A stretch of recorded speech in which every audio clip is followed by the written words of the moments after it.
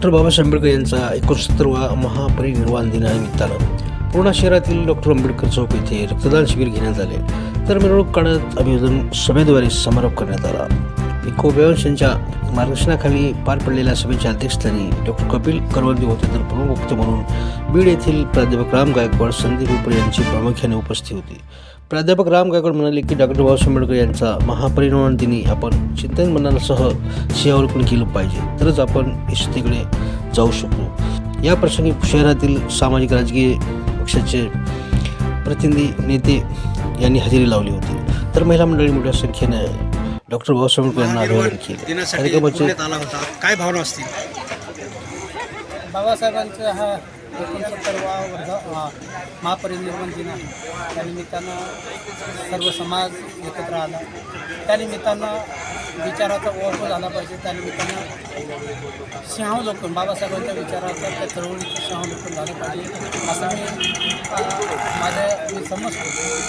आणि बाबासाहेबांच्या विचाराचं ते सगळं करत असतं. समाज आज वेगवेगळ्या माध्यमातून तो विखुरलेला आहे आणि म्हणून उद्या येणारी जी संकट आहे, उद्या येणारी जी या समाजावरती जी दबाव असेल, अनेक पद्धतीने वेगवेगळी संकट येणार आहेत आणि मग त्या संकटाला कोणीतरी वाचा फोडली पाहिजे.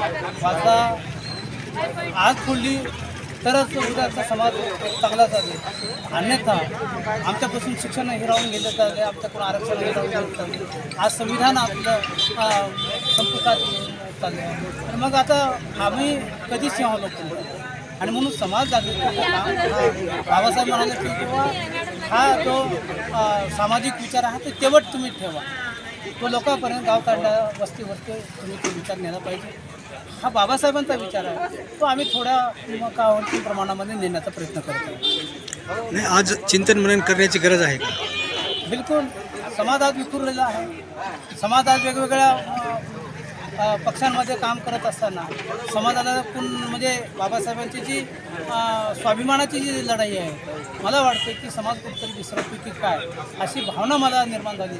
म्हणून मला समाजाचं उद्बोधन करावं लागलं किंवा याच प्रबोधनानं खूप मोठं काही समाज परिवर्तन होईल असं मला वाटत नाही. परंतु प्रबोधनाचं काम हे अविरतपणे हे झालं पाहिजे. म्हणून बाबासाहेब पुन्हा आता जन्माला येणार नाही आणि म्हणून बाबासाहेबांचे जे विचार आहेत ते बाबासाहेबांचे विचार पुन्हा एकदा नव्याने समाजापुढं आपण मांडलं पाहिजे. काय संदेश असेल समाजाला? समाजाने माझी एक विनंती आहे समाजाला, किंवा तुम्ही बाबासाहेबांना जसं जपताय तसं बाबासाहेबांच्या विचाराला तुम्ही जपा आणि बाबासाहेबांनी ज्या विचारधारा दिली त्या विचारावर तुम्ही चालत गेला तर तुम्हाला कुठेही कमी पडणार नाही. तुमचं दारिद्र्य, तुमचं दुःख सगळं संपुष्टात येईल. आणि म्हणून समाजाला माझी विनंती आहे की या पद्धतीनं आपण बाबासाहेबांच्या विचारानं जगावं अशी भावना या ठिकाणी मी व्यक्त करतो.